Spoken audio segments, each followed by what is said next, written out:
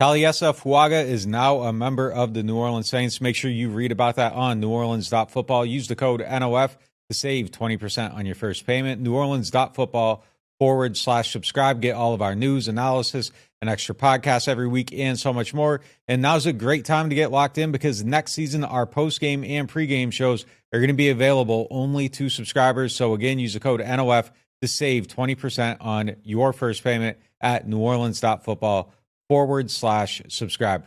We're going to have a great show today. We're going to break down the Fuaga pick, preview who's still available for the team on day 2, and get into so much more. And we will be right back on this episode of NewOrleans.Football, presented by PJ's Coffee, after this quick word from our sponsors. The NewOrleans.Football show is proudly presented by PJ's Coffee.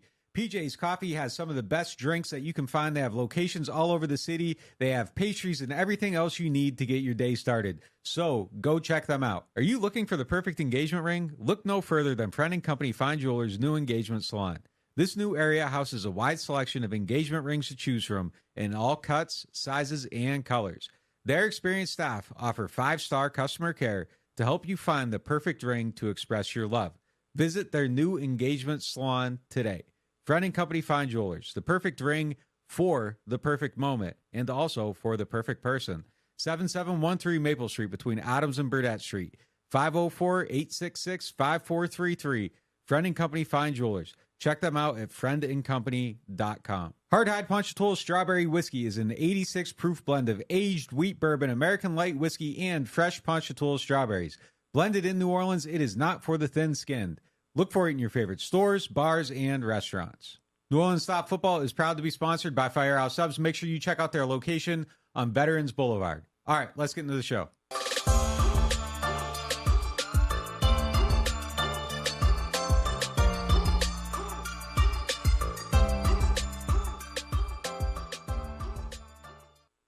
We are coming to you from our studio on Veterans Memorial Boulevard, right next door to Matt Bowers Ford dealership. If you're in the market for a new or pre-owned car, make sure you check them out. Great prices, great customer care, best car buying experience you can find. Check out one of Bowers dealerships for that. All right, let's get into our lead topic presented by Friend & Company Fine Jewelers, the official jewelers of the New Orleans Saints.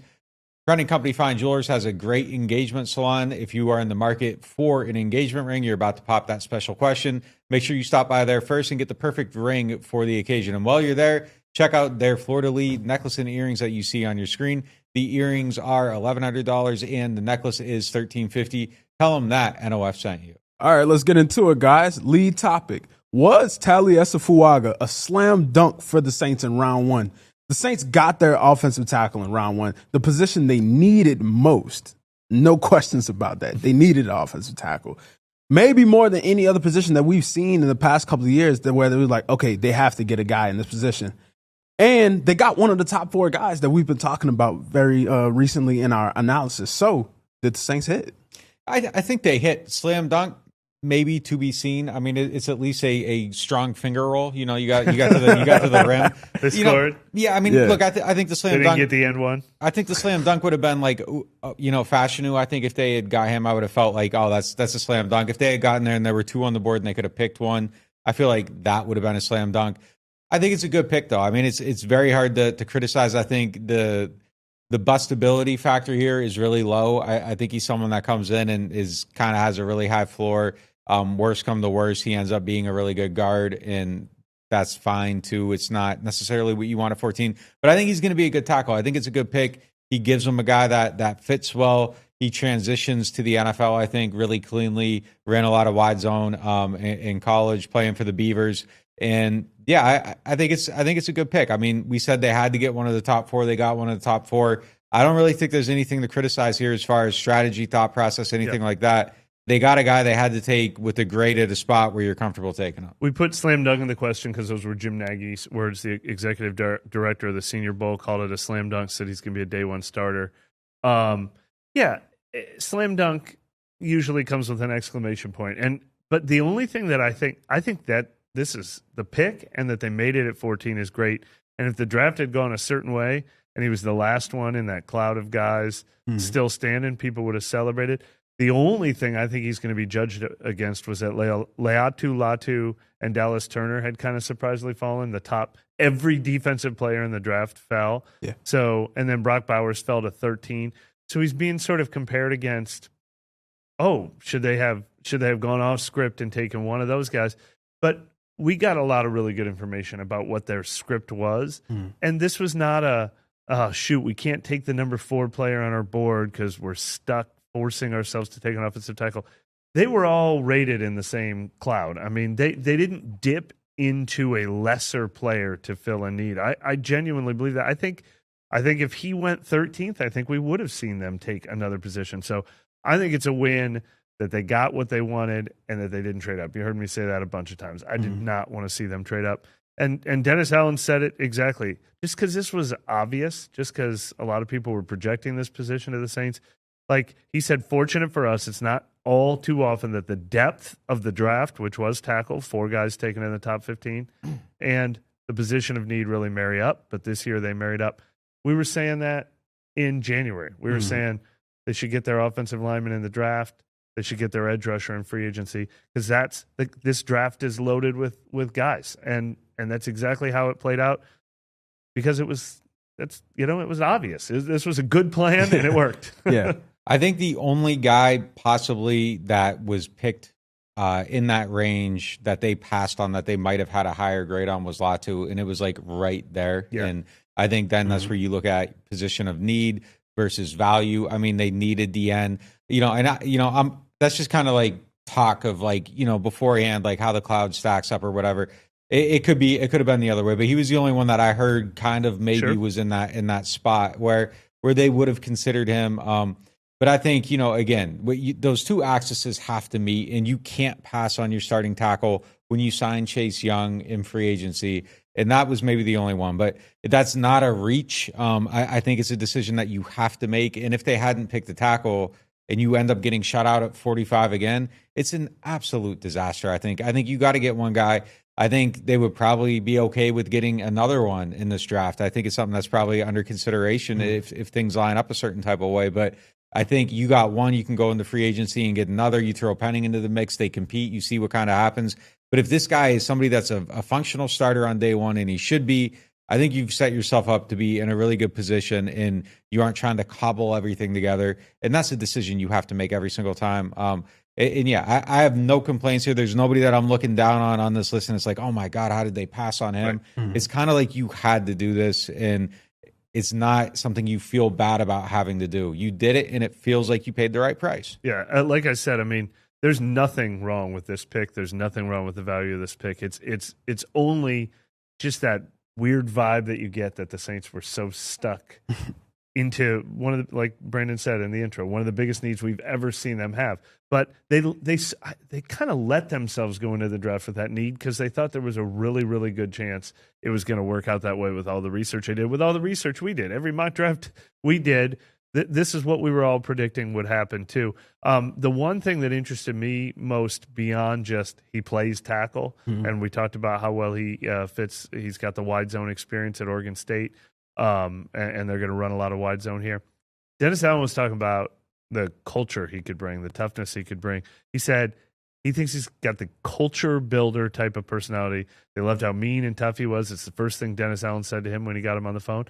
And that is something that they admitted they were missing last year. Their offensive line in general was getting pushed around last year.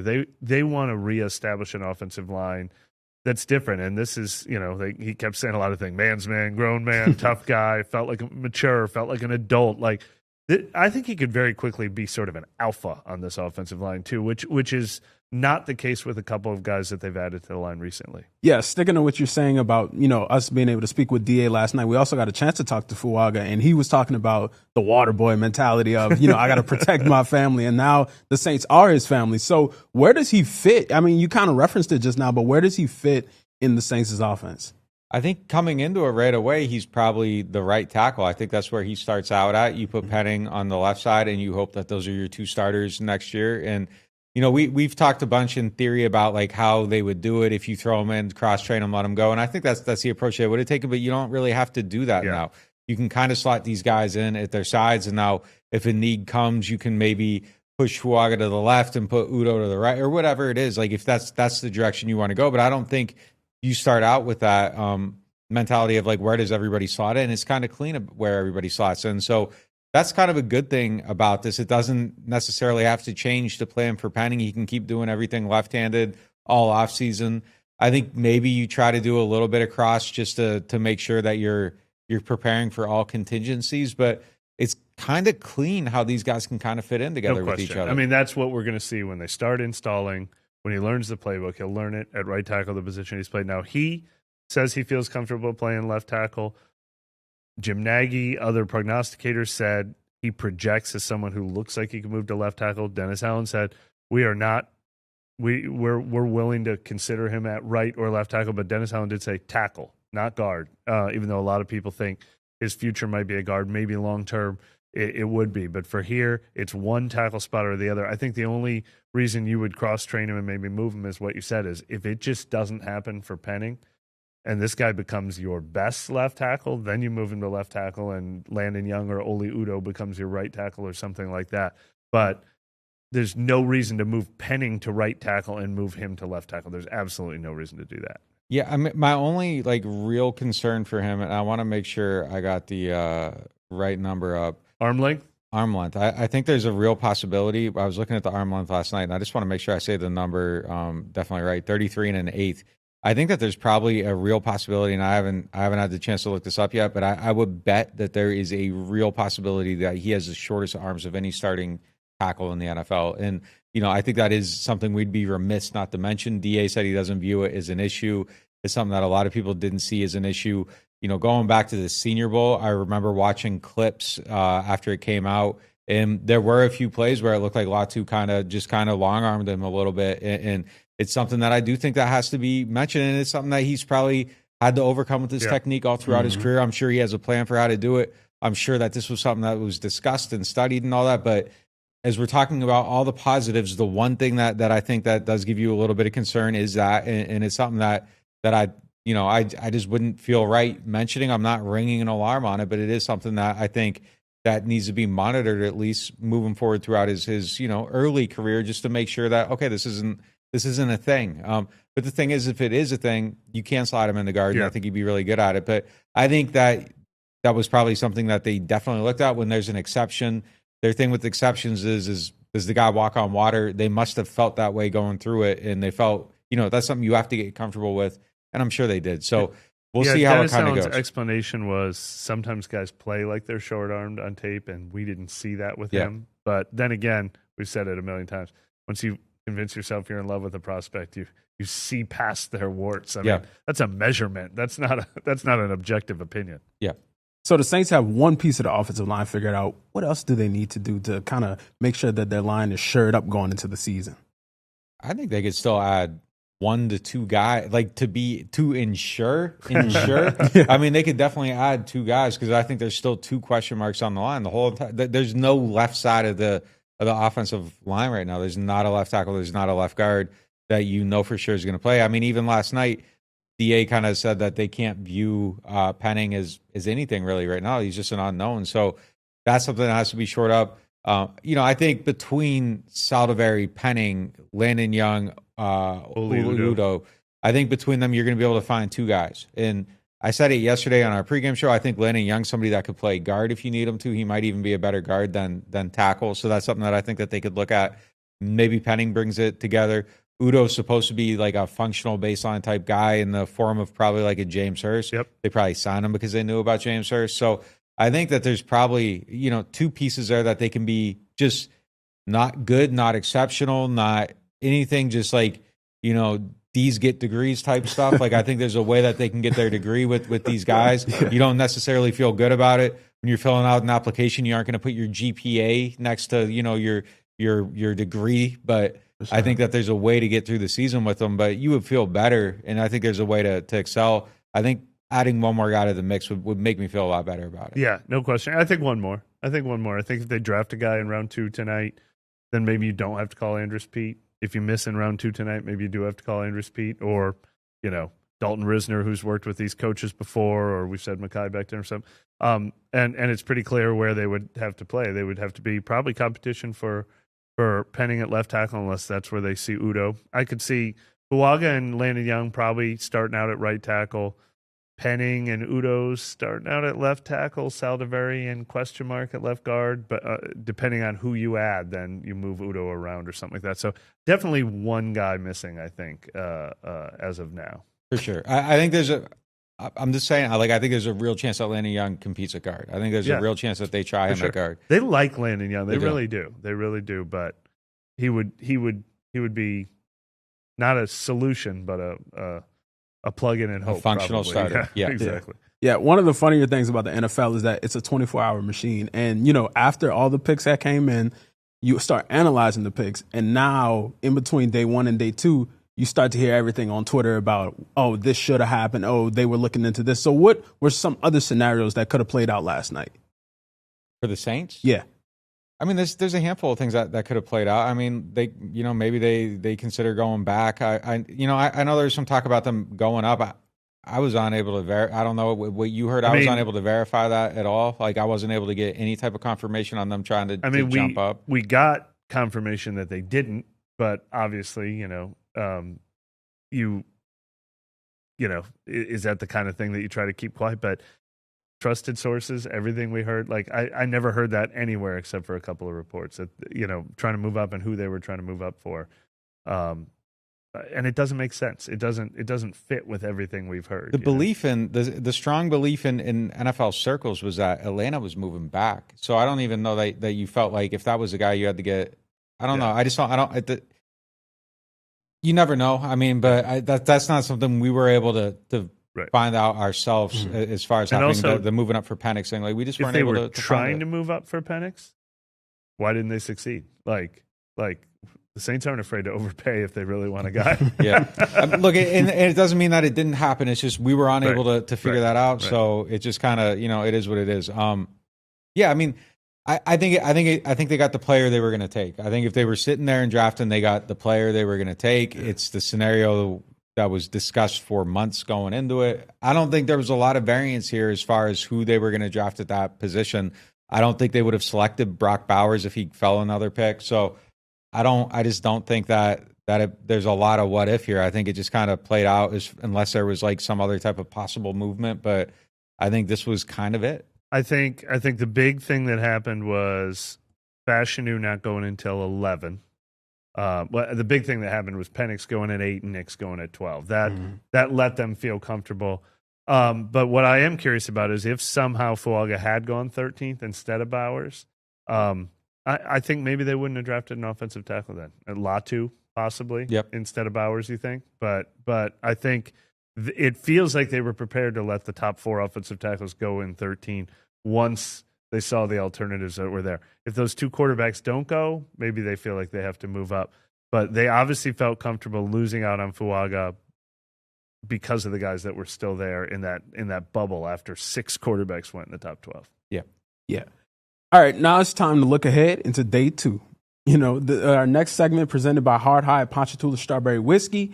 The Saints have the 45th pick in round 2. Then they don't pick again until round 5. Do they stay put or should they try to move up? I think they'll stay put again today. I mean, it's possible they fall in love with someone and now the price of doing business isn't that bad. I don't know if, I mean, maybe you could use 1 or 2 of those 5th rounders and move up a few spots today. I haven't looked at the chart too much, but I like the group available. I think there's 2 to 4 receivers they should like left on the list. I think there's 2 to 4 offensive linemen they should like on the list. I think there's 2 to 4 defensive backs they should like on the list. And I think there's 2 to 4 defensive linemen they should like on the list. So I think picking 13th tonight feels pretty good. Yeah, I think they're gonna stay put. I mean, I think that the hope here is to get a wide receiver and offensive tackle. I think you probably prioritize the possession type receiver at the top, and then offensive tackle is probably second. But I think they're more than willing to double dip there. There's a handful of really good guys here, like you said, and I think you're comfortable with a bunch of them. I mean, if it's you go off and it has to be a cornerback, I think you're even fine with that. I mean, I think there's a handful of guys here that could fall that they would be okay. I think we can see a lot of corners going. So if they don't want a corner, I think that'll be good for them. I think it's going to be a really good round for wide receivers, guys we've talked about, Adonai Mitchell, Keon Coleman, but there's plenty more. There's still 3 or 4 tackles, Blake Fisher, Roger Rosengarten, Patrick Paul, but then some interior linemen that are still left. Let's talk about the O-line. Yeah. So I don't think Paul fits the scheme they want to run. I don't think he's somebody that really kind of fits. I think Rosengarten does. I think that's somebody that would make some sense. I think Blake Fisher does. I think there's just questions with Blake Fisher that you have to answer kind of as far as just the makeup off the field. I mean, he's incredibly talented. There's just a lot of stuff that just, there's just sometimes stuff that doesn't click. And I think you got to be comfortable with that and figure out the why. But I think if you're going OT, it's those guys, and I kind of take Paul off that list. And you take, what about the BYU kind of project or raw Kingsley Suamataya?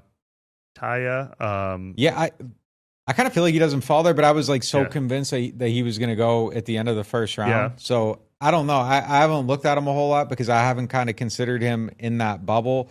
I just kind of feel like Rosengarten and Fisher are probably the two that kind of make the most sense for me sitting here right now. Yep. But I'll admit a blind spot, and I'm going to say it like a scout. They pretend they don't know anybody's name. I'm saying it because I can't say his name. I like him more than the BYU tackle.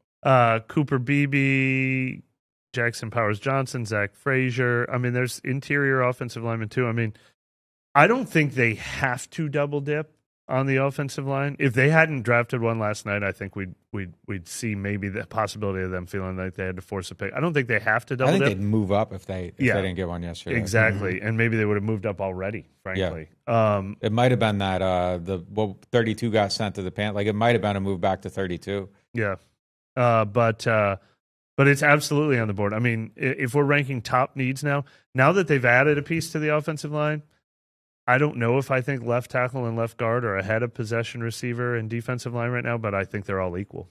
No, I think that possession receiver just slight. Like, it's kind of like if you have to list them in order and you can't go side by side, you can't do the slash like they like to try to do on their depth chart and sheet. Like, I think that you would have to. I think they would put possession receiver at the top and then offensive line other. Yesterday was a gap.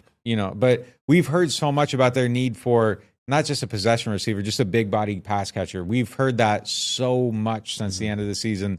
It's at the top of the wish list. It was offensive tackle, pass rusher, and then that. And, I think they got the top two. Chase Young's at least a possible solution if he's healthy. We need to ask this week about how he's doing actually too at some point. But those guys, and then I think just you've addressed one, so it flips a little bit. So I think that's probably the priority. Push come to shove, you got two guys. You got a Fuaga Latu situation. I think you swing towards the possession receiver over the tackle. Well, especially if I'm allowed to say possession receiver / pass catching tight end. Like, if they don't address that in round 2, then that becomes screaming need one or the other. One or the other. I agree. Let's take a look at the defense. They have Cooper Dijon, you got Kool-Aid McKinstry, Johnny Newton, and then Braden Fisk. I would not. I like the defensive tackles. I don't know if that's going to be highest on their wish list, but I would have no problem whatsoever. Newton, I think a lot of people thought were going to be in round 1. And there's others. There's like Chris Jenkins on here. Like, I'm telling you, I think this is going to be a good round to be picking 13th. The DBs, I think a lot of I bet we see 4 or 5 DBs go in those first 15, 16 picks now. I don't know that's top priority for New Orleans. Yeah, I agree. My friend Payroll would kill me for not standing on the table for Cooper Dijon, but I'm not doing it. Like, I don't think they need the cornerback that bad. He could be a safety though, but so they do possibly need a safety, but it's still below the other positions we talked about. Yeah. Mike, I mean, that's your guy, man. That's from all right. I'm on the table for Tory Taylor. People, if I just stand on the table, you're going to do it. They all get moved to safety, man. You're going to do it to them. Yeah, that's true. If I stood on the table for every Iowa guy, then no one would take it seriously. But my love for Tory Taylor is beyond the black and gold. I got you, man. We see you in the chat. We see y'all asking about Pennix and what the Falcons did and what that means for the Saints. And we're going to get to that right after this quick break. Stick around and, check out our great sponsors.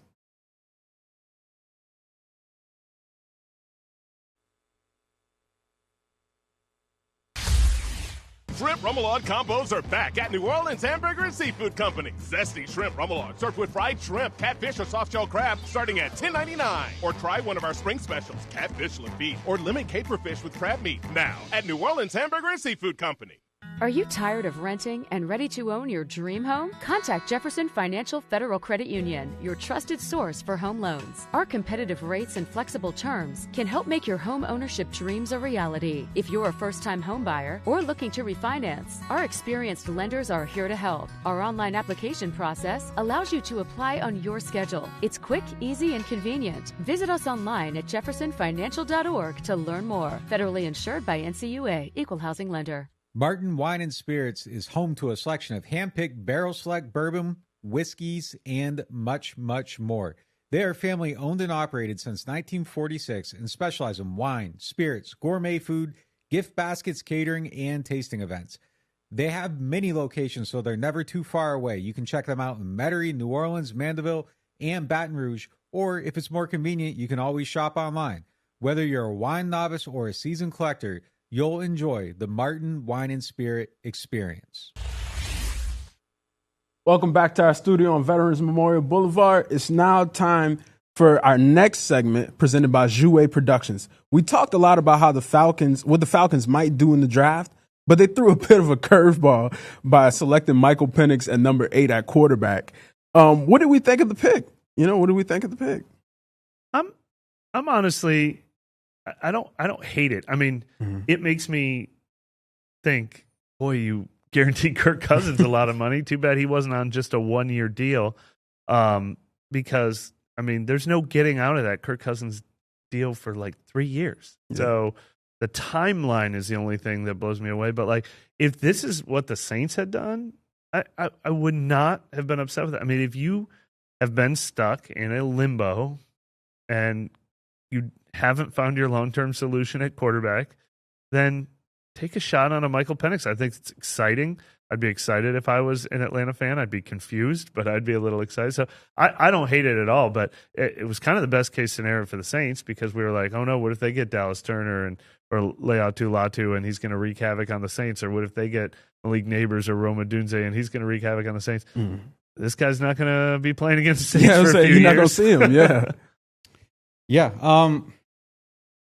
I don't make a lot of it, I don't make a lot of it. I'm comfortable with them taking them. I mean, it's weird. Was anybody expecting that? Like, it was probably the weirdest pick of the draft. If you're the Saints, you're happy they didn't take a playmaker in the top 10, like somebody that can kind of help them. It kind of goes against their whole philosophy of what they're trying to do. I don't know. They were kind of making win now moves, and this is like a win 5 years from now move. He might not ever play. I don't know. I mean, if he's the guy, he's the guy. And I mean, that's what we always say. If you love someone, who cares? Put him on the bench. Nothing's more important. If you just sign someone and this is, man, I'm convinced he's a 15-year NFL starter. Cool. Do it. Wait. Do the Packers thing. But it's right now it's a surprise. Yeah, definitely a surprise. I mean, you never know how Cousins is going to come back from that injury, but taking a guy that probably isn't going to play that early is just, I don't know. You're doing a lot. You're doing a lot right there. But it's Friday, and that means it's time for 2 Martin's questions of the day. Martin's is home to a wide selection of Martin's is home to a wide selection of hand-picked barrel select bourbon, whiskeys, and more. Martin's, so much more than just wine. Our first question comes from Sam West. Is DE a want, or are we confident in Chase Young,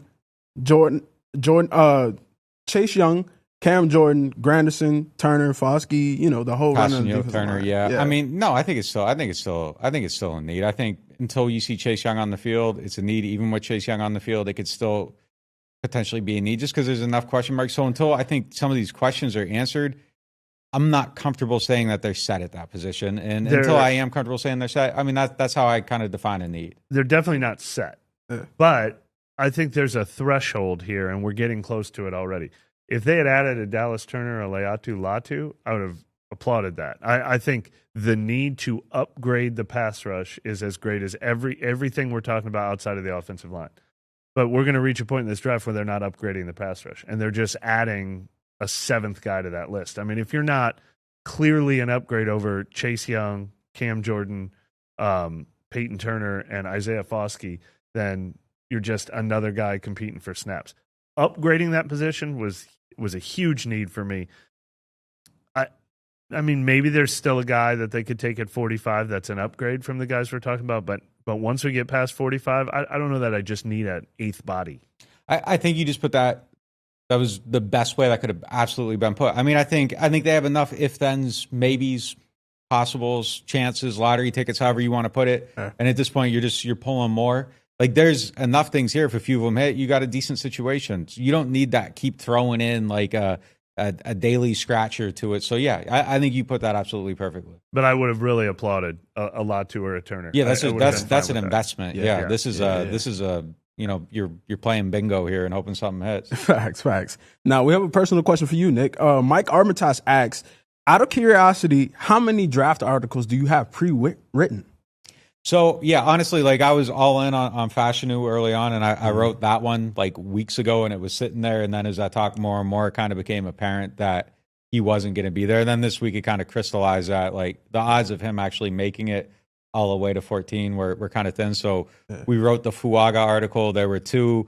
Most years there's only 1. I started feeling good about like my ability to figure it out in 17. 17 was the first year I tried. I went all in on Patrick Mahomes. I know everyone wants to debate like what they would have done, what they wouldn't have done after the fact. And I know who my source was on Mahomes. I do not believe there was any possibility they were taking anyone else if he was there. I know everyone can say it, but it's like if you're at a bar and after the fact you end up marrying someone and say 7 years ago you're at a bar and there's 2 people sitting there and from across the room there's the pretty friend and the good-looking friend and you walked over to talk to the pretty friend, but you connect with the good-looking friend and you marry her, you aren't going to say to her, you know, that night I seen you, I actually wanted to be with Tina. Like, you aren't going to do that. So you aren't going to say, well, yeah, we definitely weren't taking Lattimore. They definitely were taking Patrick Mahomes. I missed on that one. I got it right in 18, 19, no first-round pick. 20, I had Ruiz. I got it right there. 21, I missed on Turner. 22, I had Olave ready. Was not ready for Penning. And this year we got it again. I took 2 darts though, but this is the first year that I threw 2 darts. But it's really thrown. I just went too early. I cheated and I kind of got caught. So there was a second dart on it. Throwing 2 darts is not wrong though, because they let the draft create variables for them. Like a lot of those years you talked about, the Saints went up and got their guy because they had a guy. I'm kind of proud of them for they also had 2 written up. They were willing to take either offensive tackle this time, and sometimes that's a good way to manage the draft. Yeah. Well, you'll have to be subscribed to NewOrleans.Football to find out who Nick has already written about for the Saints to take in round 2. What you got to tell them, Brett? Tell them Nostradamus. Yeah, use the code NOF, save 20% on your first payment. NewOrleans.Football /subscribe. There is a bullet in the chamber for 45. We'll see if it hits. Yeah. Appreciate y'all, and we'll catch y'all later.